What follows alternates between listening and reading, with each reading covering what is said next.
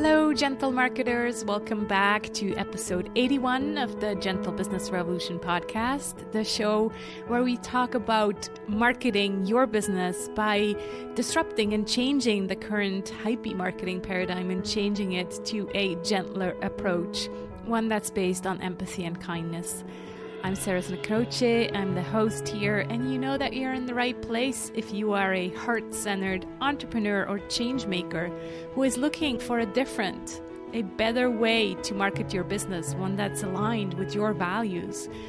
Or you might also be a marketing impact pioneer. So that's someone who's working for an organization in the marketing department, for example, and you just have this feeling that marketing could be more gentle.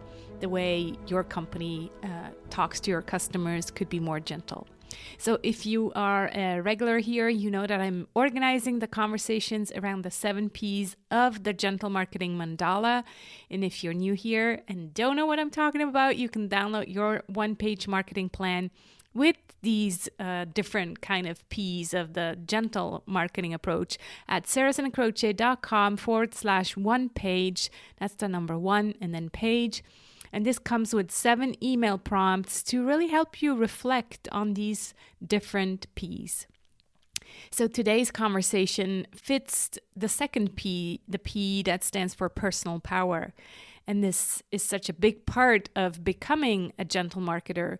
And in the book, I have an entire part dedicated to rumbling, being, becoming. And that starts with learning and knowing who you are. And so today I'm talking to Leslie McDaniel, a personal and professional development coach and personality type consultant.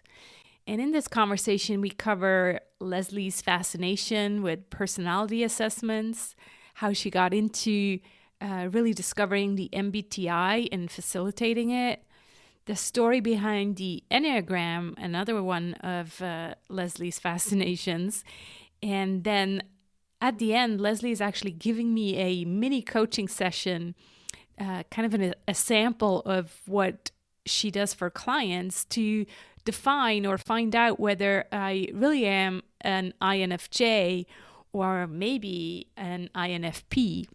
So we talk quite a bit about these last 2 letters, the J and the P. And it's really fascinating to me. And I've become kind of really addicted to these personality assessments myself. I talk about it in the Gentle Marketing Revolution book. And I also just recently launched a Gentle Marketing Superpower session with me where we dive deep into your marketing activities and find the ones that you could focus on because they are naturally flowing and giving you joy. And so prior to the session, I always ask clients, besides reading the Gentle Marketing book, to also take several personality tests and fill out a workbook that'll give me valuable info on the client. And that really helps me understand who they are at their core and how I best serve them and how we really, find out what the gentle marketing superpower for this person is. And I'm telling you all of this because A, it fits here, but B, also because right now, as I said, I just recently launched this, and until I booked 10 of these and gotten 10 great testimonials, they're only $125 before I then double the price and then probably double it again. So if you're curious and would be interested in finding more about it, you can go to sarahsandcroce.com/superpower and just be aware that this is a secret sale. So on the website, on the buy button, it still says buy for $250. But if you click on that, you'll notice then that it's reduced to $125. Okay, so back to Leslie. Let me tell you a bit more about Leslie. Leslie is a personal and professional development coach and personality type consultant. She coaches creative and ambitious people to tap the potential of their personality type for the purpose of living a more meaningful and purposeful life. She's passionate about bringing greater self-awareness and understanding to the world by helping others view themselves through the lens of their personality type, Myers-Briggs and Enneagram systems. So without further blah blah, let's dive in and let's hear this conversation between my friend Leslie and me. Hi, Leslie. So good to speak to you today. Hi, Sarah. Thanks for having me. It's great to talk to you. Yeah, it's always a pleasure to hang out. And we have this, time difference that we need to juggle with, but we'll make it work each time. Yeah, definitely. So I'm super excited to talk to you. This has been kind of on my list for a while now. And, you know, over the last few months, especially, but even before, but over the last few months, even more, because I wrote about it in the Gentle Marketing Revolution book, is that this idea of the personality tests that has become just like a fascination for me. And Yeah. so, when we first talked, you were like really focused on MBTI. And so we're definitely going to talk about that. But then there's also all these new things that keep popping up. And one of the favorite small ones that I have my clients take is the Four Tendencies by Gretchen Rubin. Do you know that one? Yeah, I do. I don't know much about it. I think I'm a questioner in her framework, but Yeah. I really don't know what that means. So, Yeah, I think it has to do with that, with how you kind of integrate habits. So it's really, I don't know if you've read the book Atomic Habits. I can't remember the author right now, but I think it would be a good kind of follow-up test for that, because it's all about, how do you get things done. And the questioner, for example, is you're always questioning yourself and, why do I need to do this? Or, like, how come this is like this? uh-huh. And so I'm between a rebel and the questioner, and the rebel is kind of like even even questions things even more. And it's not just, I think it's like, you're really, if someone was going to tell you you should be doing this, then the rebel goes almost against it, where the questioner is like, why should I be doing this? So it's Yeah. just, yeah, it's just fascinating, those different types. And Mm. obviously there's quite a few of them that are kind of silly, like some of the Facebook stuff that you see there, like these personality assessments are just plain silly. But this one I thought was Yeah. quite researched. So Yeah. it sounds like you have a similar fascination with personality assessments, and so you really took some time deepening this knowledge. So tell us a bit about your journey and becoming a Myers-Briggs type indicator practitioner, and then later on an integrative Enneagram accredited practitioner. So tell us about those two in Yeah. your journey.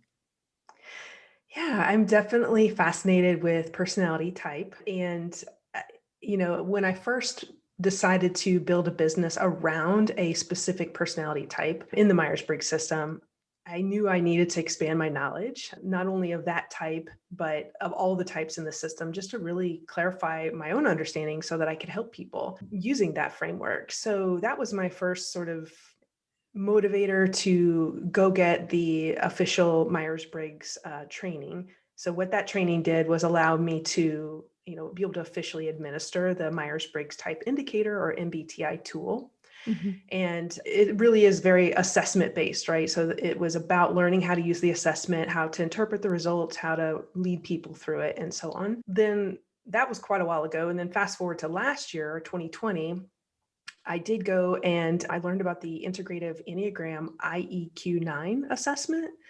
And I was really interested in it because although my personal perspective on assessments has shifted over the years, this particular one stood out as one that I thought could be really accurate and actually for an assessment be a good tool. So particularly for the Enneagram, which is a very complex thing, which we can talk about if you'd like. But so Definitely. last year I went and got the integrative Enneagram IEQ9 training to become an accredited practitioner to use that tool to help people identify their Enneagram type. So those were really very, two very specific tools that I wanted training in because I think they're helpful as a starting point, especially to help people figure out their types in those two systems. Hmm. Yeah, I think most people by now are probably aware of the MBTI assessment. That's kind of probably it was like the first one that became really popular, especially also in corporate situations. Mhm.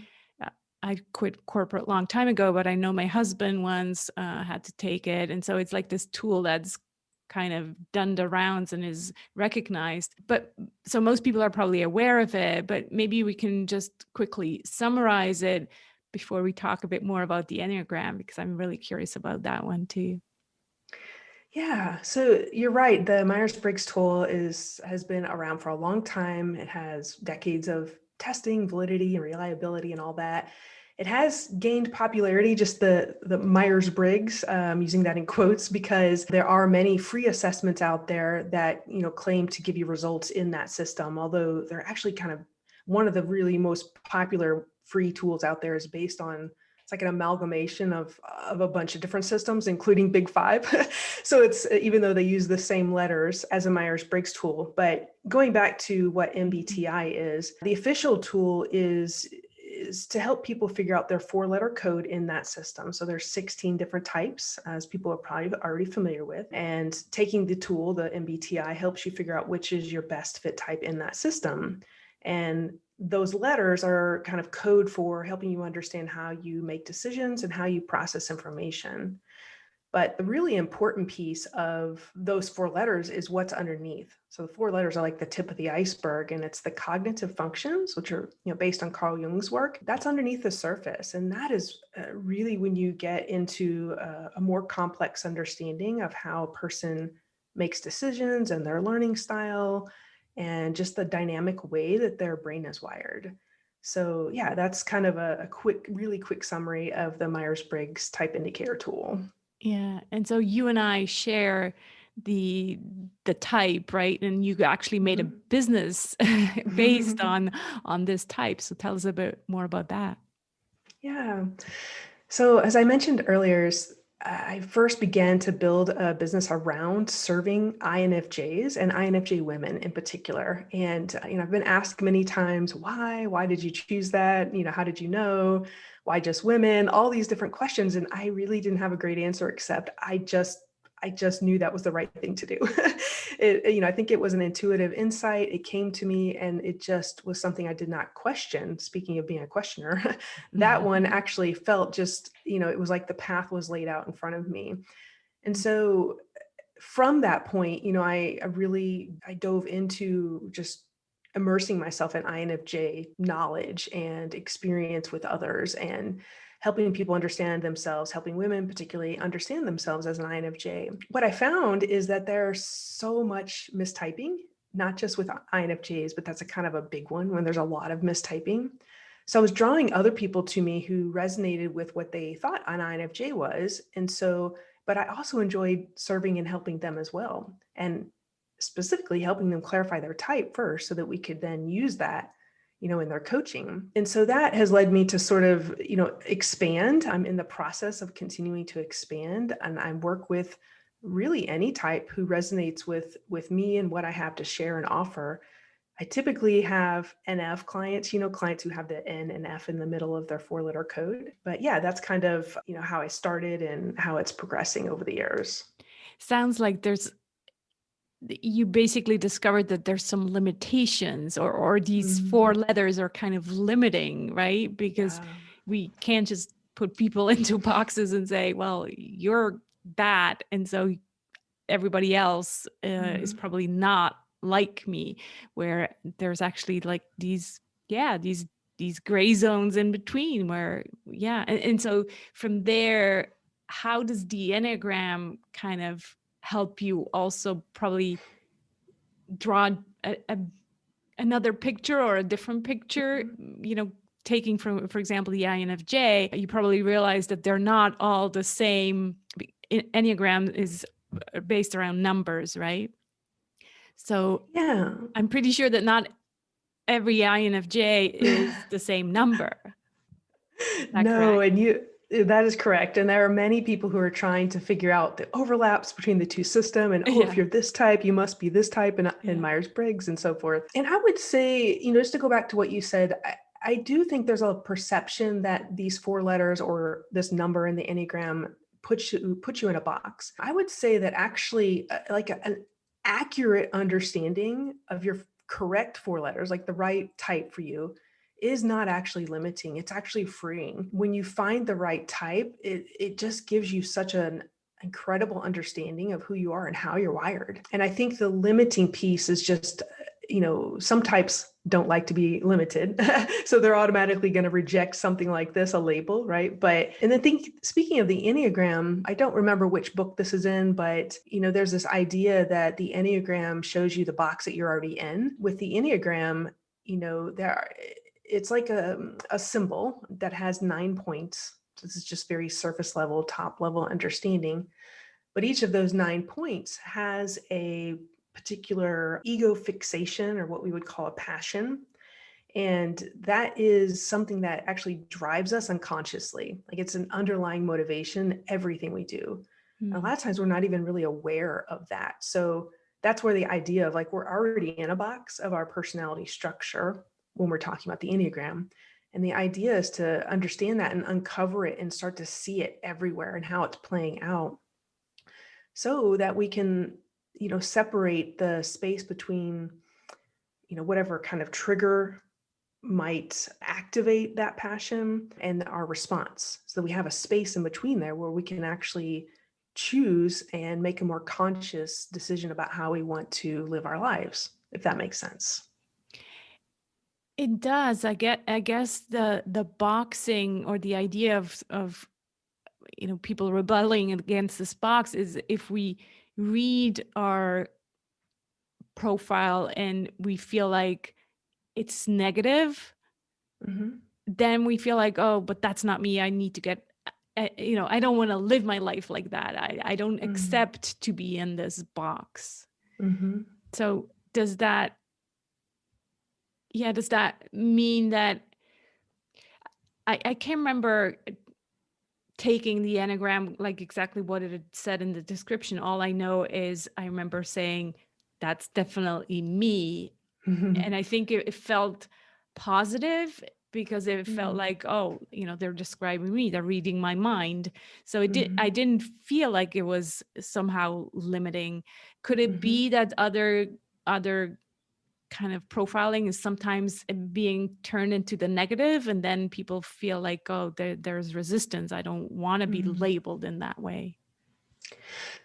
Yeah, I think it's complex, people's responses to these types of things. I think that also there are many, myself included, there are many people who have lived their lives or are currently living their lives in a unconscious way. And so sometimes they're not actually aware of those quote negative things about them. So there is some people have talked about like, oh, Myers-Briggs is positive and it shows you your strengths. Then Enneagram is negative. It shows you how you're terrible. That's just a summary. And that's not actually true. But the Enneagram certainly highlights some sometimes rather unpleasant and not so complimentary things about us. Highlights That's a lot of it. that, I actually. didn't know how to kind of formulate it, but that's exactly what it felt like to me. It's like, whoa, did I really want to hear that? but yeah, it's the unconscious thing that you're like, all of a sudden it becomes conscious because you're reading like what's going on in your mind, right? Yeah. Yeah. And there can be definitely a rejection of that, as you were talking about, because it just depends on if you're ready to hear it, if how much of a growth mindset you have. I think there's a lot of factors that can impact how a person receives that information, and which then can determine whether or not they think that is their correct number, if we're talking about Enneagram. And that goes back to this whole idea of an assessment, or a journey figuring out your type on your own, or working with someone. Like, it really is a longer term process, and just having the number or the 4-letter code is not useful. It's only useful if you take that information and apply it. And I know that's what you've done as well. Like when you've talked about using it with your clients, like you want to have that kind of foundational understanding to know how to apply it. And that's what I'm passionate about, not just identifying the number or the 4 letters, but helping people use it in a way that helps them take control of their life, or make their vision a reality, have more purpose in their life, these things that people really want, but they often are not sure how to get there. Yeah. Just a kind of a follow-up question to the Enneagram, like who invented it? Who came up with it? Good question. I don't know. It's kind of a mystery. It's said to have ancient roots, and I'm not super into like history of things typically, but I do know that like in the modern era, what we know is the Enneagram and our understanding of the Enneagram was brought to us, by some like philosophers, teachers, and psychologists such as George Gurdjieff, Oscar Achazo, and Claudio Naranjo. What we understand as the Enneagram today, they were kind of responsible for introducing it to us and developing it a little bit more in our quote modern era. I think there's a lot of different perspectives of how, it originally began, and there's no one point in time that we can point to and say, oh, there it is. It wasn't there, and now it was. Now it is, Yeah.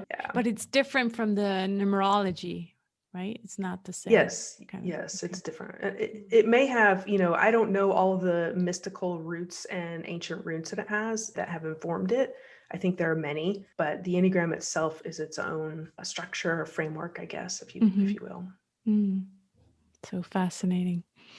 You just also recently added another certification to your list, and it's called the Personality Hacker Certified Profiler. So, yeah, tell us what that is all about.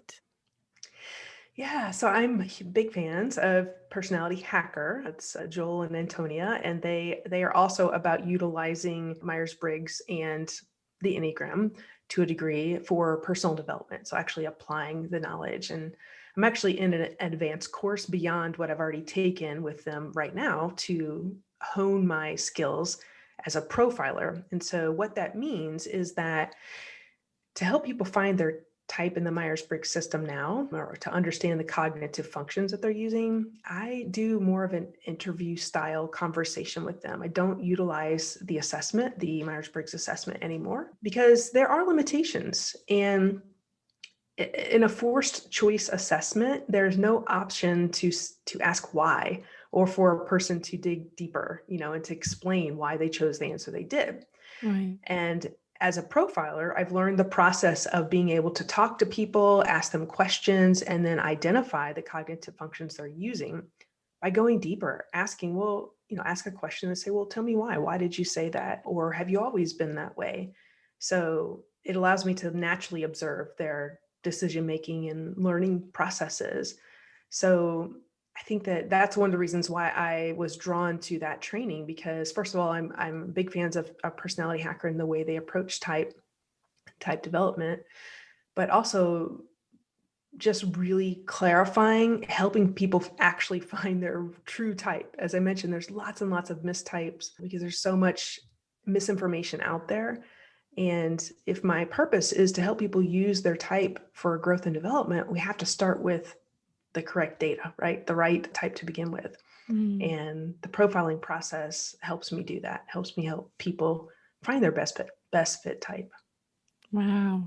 You know what I'd love to do, Leslie, is actually like do a mini kind of consultation right here, like show us how this would work with, some questions, because I think you're right. It's basically taking it from theory into something real, right? Where it's not just, stamp, here are your letters, but no, it's like, again, if you're a questioner, well, you're going to question this type. And if you're a rebel, then you're like, but why? For example, for me, I'm an INFJ. I'm pretty sure about the first three letters, but the J, the J that stands for judging, as a rebel, I'm like, but I'm not judging. Why do I have to have this J in my four letters? So I'd love to, just kind of take me through some of your coaching to figure out whether, this really applies here, the J compared to a P. Yeah, absolutely. I'd be happy to do that. Before we kind of dive into that, I want to just say that, typically the way that the profiling process works would be that I don't focus just on the dichotomies, like asking questions of whether you're an E or an I, S or N. T or F, J or P. I do some of that. I probably do the least amount of those kinds of questions with the JP dichotomy. And the reason is because I'm looking for the order of the cognitive functions that you're using. And so, and the letters, the 4 letters fall into place once I identify those things, which functions you're using in which position. So I'm just prefacing this by saying, I would, if we were actually going to do a profiling session or a type consultation, I'd take you through the whole process just to assure that you're utilizing, the INFJ functions, which are totally different than the INFP functions. Even though there's only 1 letter difference between the 2 types, there are, like I said, they're not using any of the same functions in the 4 function stack. So what you're saying is basically we can't just take one letter. It's an entity, the whole thing. And so we're kind of like skipping the first 3. You're not going to get the real big picture, but just for this episode's sake, that's what we'll do. Right? Definitely. Yeah. And I'm, like I said, totally happy to do this. I think I can ask some clarifying questions for sure, but I wanted to clarify it's kind of more of a holistic process, looking at at the whole picture. So yeah. Okay. So my first question would be, why are you torn between these 2 letters? Like, what is it? You mentioned that you don't like to be labeled as a judger. So tell me a little bit more about what you think it means to be a judger, why it's bothering you, and what maybe attracts you to what you think a P type would be. I think it's the word itself, honestly, like this idea of being a judger, that just is, if we think of the term, probably not as it's meant to be used in MBTI, but in the term of how we usually use it, well, judging is not exactly a good thing to do, to judge other people based on their appearance or race or whatever. So I think it's really that I'm like, why are we using that term, and what does it really mean in the MBTI language? Yeah. So that makes total sense. That term judger, it doesn't actually mean that you are judging people. So that's good news for you. So we can clarify a little bit later what that actually means. But so thank you for clarifying that. I think that this is going to be good for you then to help you understand a little more about what that means. Right. But just to make sure that is, before we talk about the main difference, just to make sure that is what you're using. Tell me a little bit about how comfortable are you when you don't know what to expect? Very uncomfortable. Okay. Tell me a little bit more. Yeah, I like to plan things. I like to be in charge. I like to be in control. And so, yeah, things that are uncertain make me uncomfortable. Something like there's obviously small things, like even just the idea of what are we going to eat for dinner. Like my husband doesn't understand that creates anxiety for me, not knowing what I'm going to cook for dinner, and then going to the kitchen and I'm like, oh, what am I going to cook? And so that's been a conversation in our house very often. Or obviously bigger things as well, where I remember when we lived in California, he had his job assignment, and then we weren't sure whether we were going to move back to Switzerland or whether the company was going to send him. Like once it was Italy, then it was Singapore.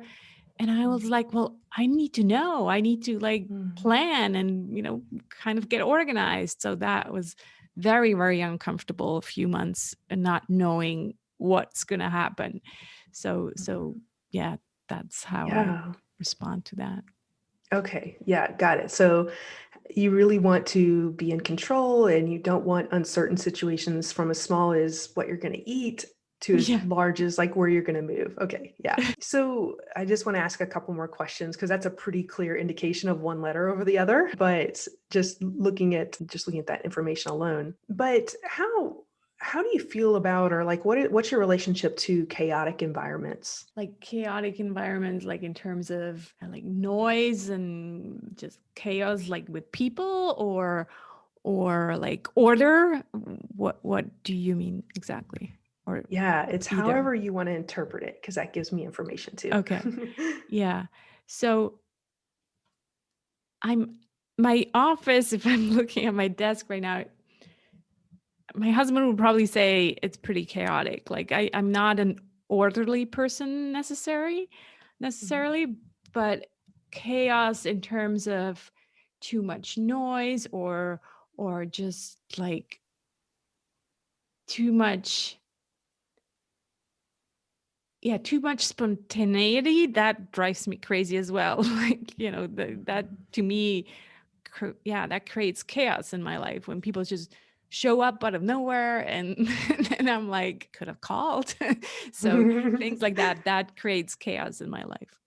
Got it. Yeah. And so thinking of your desk, you mentioned, or your office area, you said it's not orderly. So what's your threshold for disorder and kind of chaos in your work environment? I would say it's a creative disorder. Like it's still, compared to like when I look at my sister or my dad's desk, that is chaos to me.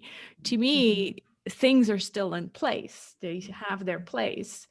But my husband's desk is completely empty.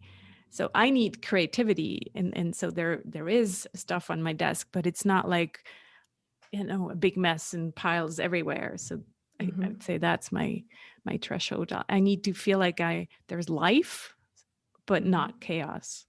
Okay. And when it gets to the level of what you would consider chaos, like specifically in your work environment, how does that impact you? I want to just draw back and, yeah, need quiet. Mhm. I Mhm. especially human chaos drives to, or yeah, leads me to overwhelm. Like human chaos is I can deal with material chaos, but human chaos is very overwhelming to me. Yeah. And you said that you would draw back because you need quiet. And why do you think that you need quiet if your office gets to that level of chaos for you? I guess it's just because I don't feel like I'm in control anymore. Mhm. I lost control, and that's not a good feeling. Mhm. Yeah. And so I need to The regroup and get control back. yeah, regroup internally. Is that what you mean? Yeah. Yeah. And does it impact your sort of ability to think straight and to kind of be able to process your thoughts and all of that as well? Totally. Yeah. Okay. Yeah.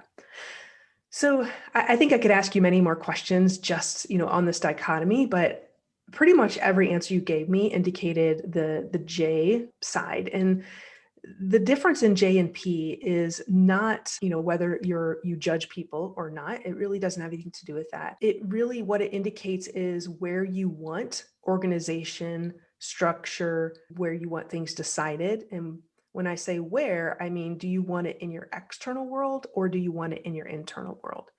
Ah, Everyone wants structure and organization somewhere, and everyone wants freedom somewhere. right. The difference is that J's, because they use an extroverted judging function, it means that they want their external environment to be orderly. I'm saying that in quotes because there's a span here as far as what we mean by orderly, but we want that to be a little more organized, to decided, structured. And the reason is because of what you just said, because you feel out of control if your external environment's chaotic, whether it involves people or not, not knowing what's coming up, it just feels chaotic.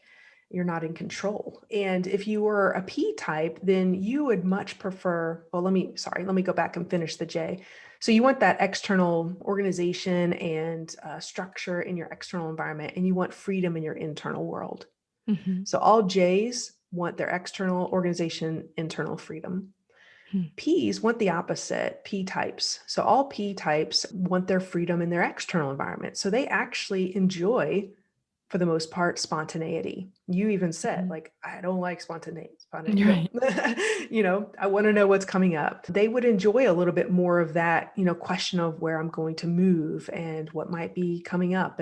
Or they could just kind of more go with the flow with it. Yeah. And that they want and have structure in their internal worlds more than J type. So that's really the main difference, is where your structure and where your freedom is, where you want it. Oh, go ahead. Follow-up question, if I may. Sure. What does that mean for the P's to have structure in their Mhm. internal world? Yeah, I'm not a P type, so I have spent a lot of time trying to figure this out myself. Yeah. But it really is, it's an organization of thought. I guess the best way to explain it would be how I experience having a thought and being interrupted. And I would assume, have the same in all J types.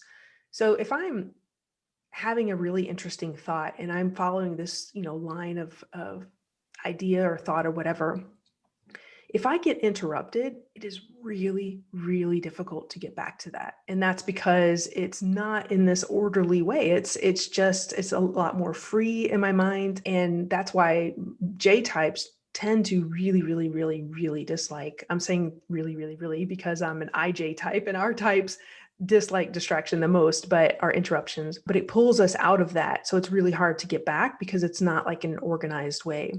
A P Mm. type, on the other hand, they might not like interruptions as well, and they might at times struggle to get back to their thought, but it's not in any way the way that we would struggle with it. It's just more organized. It's not like a card catalog of thought. I think that's the best way for me to explain it without really, I can't really comprehend what it means to have an internal organization because I don't have that. And it just seems foreign to me. I think just like, of course, a P type could understand organization in their external world because they can see it and visualize it. But yeah, that's kind of the main difference. Does that clarify it all, or is that more Yeah, it confusing? does, and at the same time, I feel like, oh, that would be an interesting conversation to have with a P Hmm. type. My husband is Hmm. definitely a P, so I think it Hmm. would be really interesting to analyze this and say, well, so how does this look inside of you? Hmm. Because yeah, it can definitely relate with freedom inside. So Yeah. yeah, And my husband's a P type as well, too. And I've asked him the same. And, uh-huh, mostly around this idea of interruptions, like, can you uh-huh, get back to your thought? Like, yeah, do you feel like